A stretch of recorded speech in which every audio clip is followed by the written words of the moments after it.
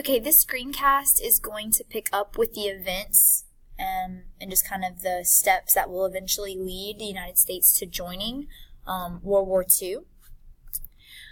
We've kind of began discussing how obviously there was this kind of shift from isolationism towards intervention as Germany started taking over more and more territory in Europe and started becoming more of a threat to our great ally, Great Britain. So at this point, we already have, begun providing Lend-Lease aid to Great Britain, where we kind of void our policies within the Neutrality Acts and we start allowing the British to have weapons from us and defer their payments till later. FDR claims that the United States must turn itself into a great arsenal of democracy, meaning if we weren't going to directly fight in the war, we needed to provide weapons to countries who were fighting for democracy, and we did have weapons to provide at this point. When the Soviet Union comes into this war as another ally and an enemy of Hitler, the United States will also begin providing Lend-Lease aid to the Soviet Union, because again, even though we do not see eye to eye with Stalin's communist ideology, if he's willing to fight Hitler, who is definitely the enemy of our friend Great Britain, then we are willing to help them in that mission of defeating Hitler. So some Americans are a bit, opposed to giving Stalin aid, but FDR kind of thinks it's the best shot at us still remaining out of the war. If the Soviets are willing to do the fighting, we can help them in that fight. So we do begin supplying the United States also with, the Soviet Union also with weapons. Now, it does kind of become evident that, at least to FDR, that the United States is probably going to get pulled into this at some point. Like, things eventually shift from us being able to stay out of it to, no, we're probably at some point going to have to get involved. And so, because of that, we're going to see something called the Atlantic Charter signed, in which FDR and Winston Churchill, the British Prime Minister, will meet in secret to discuss their plans for the war. Together, they kind of sign a joint declaration, a joint agreement of what they think their goals of the war should be. Of course, this is a complete secret agreement between, these two countries, and the public is not made aware that FDR is in fact already writing down his terms of war, his goals for the war with our ally Great Britain before we're even in this war. With that being said, FDR tells Churchill, I need something definitive to happen before I will declare war. There needs to be a clear incident or event that would bring us into the fold. Keeping in mind that FDR is very much expecting this incident to come from Germany or Hitler or from the European front and not the Pacific one, where our other enemy is currently located. So, this is going to connect us to the event that does officially bring America into World War II, and of course that's the bombing at Pearl Harbor. Let's talk a little bit about what's happening with the United States and Japan in the months and years prior to the Pearl Harbor bombing. Remember, Japan is taking over lots of territories in the Pacific Ocean and in Eastern Asia, just under their own control. By 1940s, they've already invaded and, taken over territories of England and France, Vietnam, for example, Cambodia. We don't approve of their acquisition of European territories, as we also have territory in Asia. So we openly disagree with their methods, but obviously they're going to continue taking over territory as they see fit. So what the United States does as a movement to show disapproval is they cut off all oil sales to Japan. We basically engaged in an oil embargo where we no longer sell oil to Japan because we disapprove of what they're doing in Asia. And that's just a way for us to show them we disapprove. Now, Japan is definitely in need of oil because they are fighting a war here in the Pacific by taking over all these territories, and that's just a high-in-demand item. So they are economically hurt by our embargo, and they will decide to enter into diplomatic talks with the United States, trying to resolve this issue and ensure that we would reinstate fuel sales.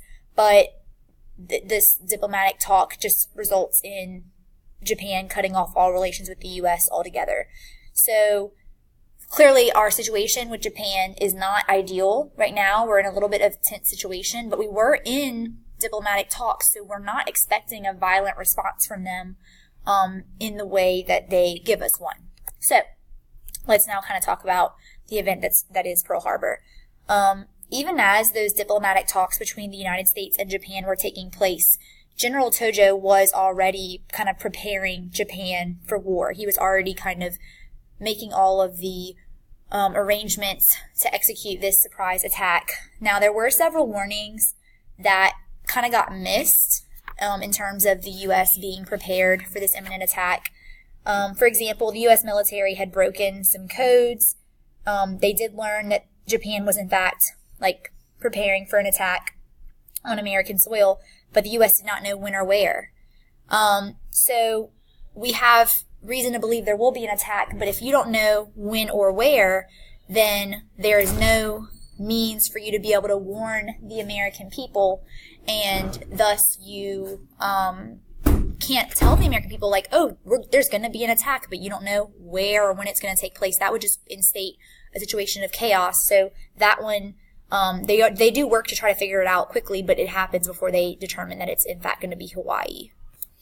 The second warning is that on the morning of the attack, there is actually a U.S. ship that discovers a Japanese sub in the waters off the coast of Hawaii. A Japanese sub would not solely just be patrolling the island, so that means there's a fleet nearby, but the message is not relayed to the proper authorities in time to warn the naval base about the attack.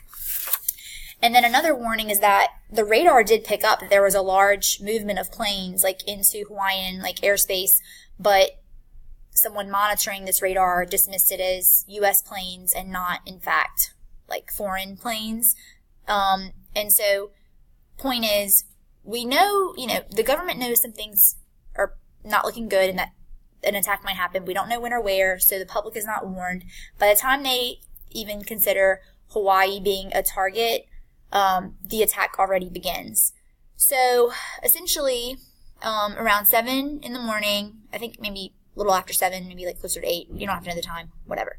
Early morning, on a Sunday, a fleet of naval planes, Japanese naval planes, swoop in and unleash a large number of bombs on the American fleet at Pearl Harbor. Lots of destruction. Of the 8 battleships that were docked in the harbor, 4 were completely sunk. There's the bell. 3 destroyers were sunk. 4 small ships were also targeted. And then also the Japanese planes targeted airfields where they destroyed a large number of U.S. planes, I think over 150. So in the total event, over 2,000 Americans lost their lives. Keep in mind, these are mainly sailors, as this attack was on a military base. This is not attacking a U.S. civilian city. This is attacking a military base. So most of these fatalities are soldiers or sailors in this case. The most famous ship that is sunk is the USS Arizona. I think, nearly half of the casualties were on this ship alone. It was the largest of the battleships that was sunk. So heavy loss of life. I think that this was nearly 200 Japanese planes used to target the base over the course of 2 different attacks, because there was one round and another wave that came in a little bit later. The whole thing lasted maybe an hour and a half, but the Americans were just completely caught off guard. So the fact that this is happening on a Sunday also made it kind of a surprise, as the men who, they're not on posts that day, they're not really prepared or, manning their stations for a potential attack. So they're very much caught off guard. In fact, when the bombing begins, many of them are just sleeping on the ships. As a result of this, war is going to be declared against Japan, and then because we declare war on Japan, and Japan is going to be allies with Germany, Germany will also declare war on the U.S. So this event, even though it's an attack directly from Japan, this is the event that will bring us fully into World War II, at war with both Germany and Japan. Yamamoto, a Japanese naval commander who was involved with Pearl Harbor, is quoted as saying, I fear all we have done is to awaken a sleeping giant and fill him with terrible resolve, knowing that the U.S. would definitely be seeking retribution at the end of this event. Here are just some pictures for you, and I can also go through these with you in class on Friday. See the picture of the battleship that was attacked. Those are some statistics for you. You didn't catch them when I said them on the screen. More pictures. Kind of a diagram of the harbor and the different ships that were sunk per, like just around the location. The different colors stand for different results of each ship. So undamaged would be black, but you see all of the red ships being completely sunk.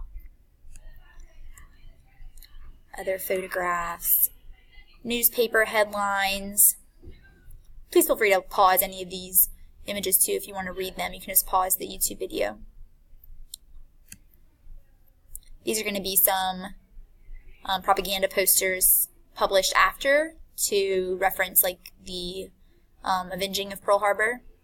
And then this is the most eerie picture. You see the Pearl Harbor Memorial. You actually have to take a ferry boat out onto this white platform that sits directly above the still remaining sunken USS Arizona. You can see the outline of the ship underneath the water, and it's just very, very eerie. I've never got to experience it myself, but I've been told pretty amazing things. And this last quote shows the Yamamoto quote, but also FDR's famous address given the day after Pearl Harbor attack, saying, yesterday, December 7th, 1941, a date which will live in infamy. And we always remember, of course, Pearl Harbor on December 7th. Okay, so we'll pick up with the aftermath and the continuation of the war as now we are brought into the fold in class on Friday. Please write down any questions you have, and I will see you all then.